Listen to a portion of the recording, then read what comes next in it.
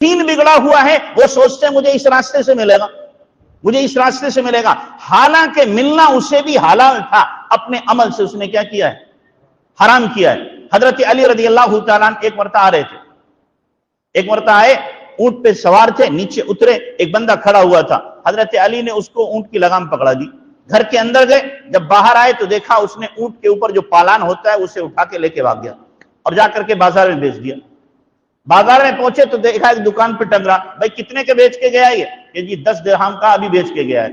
حضرت علی کہنے لگے میں نے طے کیا تھا گھر سے واپس آ کے اس کو 10 درہم دوں گا، گھر سے آ کے 10 درہم دوں گا، حلال کے میں دیتا، لیکن جلد بازی کی یہ حرام کے لے کے گیا۔ ایسے لے کے گیا حرام کے، تو اللہ نے حلال لکھا ہے لیکن ہم اپنے عمل سے اس کو کیا کرتے ہیں؟ حرام کرتے ہیں۔ جو مخبری کرنے والے، دلالی کرنے والے ہیں، وہ یہ سمجھتے ہیں ہمیں اس راستے سے ملے گا۔ قوم کے سب سے بڑے غدار ہیں جو مخبر ہیں، سب سے بڑے غدار ہیں جو کیا کرنے والے ہیں؟ مخبری کرنے والے ہیں۔ یہ قوم مسلمانوں کی اسی لیے نہیں پنپتی کہ اس کے اندر مخبر بہت ہیں، مخبر بہت ہیں۔ آپ کو حیرت ہوگی، حضرت مولانا منظور نعمانی، حضرت مولانا علی میاں رحمۃ اللہ علیہ اور دو لوگ اور تھے، حرم کے اندر بیٹھ کے مشورہ کیا، مطاف میں بیٹھ کے 4 لوگوں نے مشورہ کیا، 5واں کوئی وہاں موجود نہیں تھا، وہاں مشورہ کیا ہے۔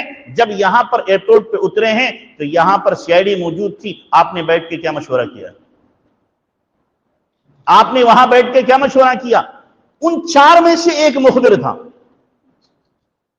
ان 4 میں سے کیا تھا؟ ایک مخبر تھا۔ آپ اندازہ لگاؤ جو قوم اپنے رہنماؤں کے ساتھ یہ برتاؤ کرے تو وہ قوم کیسے پنپے گی؟ یہ حالات جو آ رہے ہیں اسے نہیں آ رہے ہیں، اپنے بھائی کی گردن کاٹنے پر تلے ہوئے ہیں، اپنے بھائی کو نیچا دکھانے پہ تلے ہوئے ہیں، مسلمان کو رسوا کرنے پہ تلے ہوئے ہیں۔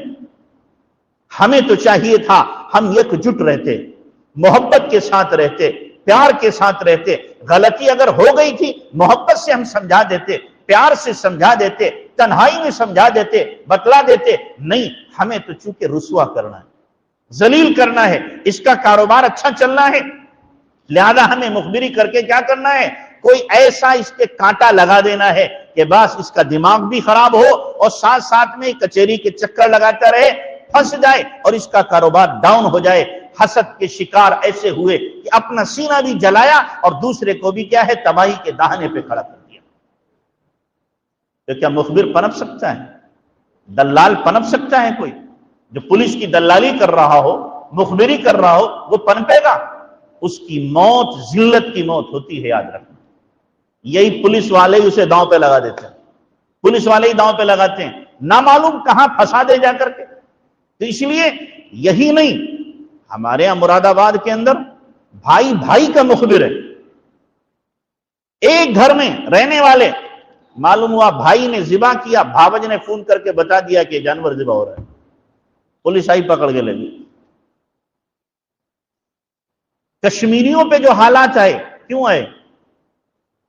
ماں بھی اپنے بیٹے کی مخبر بنی ہوئی ہے۔ آپ کو حیرت ہوگی،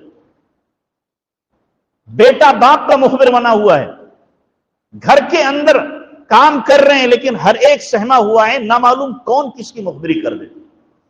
جب حالات یہاں تک پہنچیں گے تو یہ قوم پنپ سکتی ہے، تباہ ہوگی، بولو برباد ہوگی یا آباد ہوگی؟ ہم نے خود اپنی بربادی کے اسباب مہیا کیے ہیں۔ میرے بھائیوں، دوسروں کو بعد میں کوسو، دوسروں کو بعد میں برا کہو، پہلے اپنے آپ کو برا کہو۔ ہم کفار کو، مشرکین کو، دشمنان اسلام کو بعد میں بددعائیں دیں، پہلے اپنے نفس کو ملامت کرو، اپنے ضمیر کو جھنجھوڑو کہ ہم نے کیا کیا ہے، ہم نے کس طریقے سے اپنی زندگی کو تباہ کیا ہے، برباد کیا ہے، اور کس طریقے سے ہم اپنے آپ کو لے کر کے چل رہے ہیں۔ ہم سوچتے بھی نہیں اس بارے میں، ہم کیا حرکتیں گھنونی کر رہے ہیں، کیسی زندگی گزار رہے ہیں۔ اسلام ہمیں یہی سبق دیتا ہے، اسلام ہمیں یہی درس دے رہا ہے جو زندگی میں گزار رہا ہوں۔ اس لیے میرے بھائیوں، ہمیں سوچنا پڑے گا، اپنے دلوں کو صاف رکھو، صاف آئینے کی طرح، کسی کے لیے بھی دل کے اندر کینہ مت رکھو۔ حضرت انس سے اللہ کے نبی صلی اللہ علیہ وسلم نے کیا فرمایا تھا؟ او بچے، اگر ہو سکے تو صبح اس حال میں کر کہ تیرے دل میں کسی کے بارے میں برائی نہ ہو، اور اگر تجھ سے ہو سکے تو شام اس حال میں کر کہ تیرے دل میں کسی کی برائی نہ ہو۔ پھر آپ نے فرمایا وَهَذَا مِن سُنَّتِي، اور یہ میری سنت ہے، میرا طریقہ ہے، وَمَنْ أَحَبَّ سُنَّتِي كَانَ مَعِي فِي الْجَنَّةِ، اور جو میری سنت سے محبت کرتا ہے وہ میرے ساتھ جنت میں ہوگا۔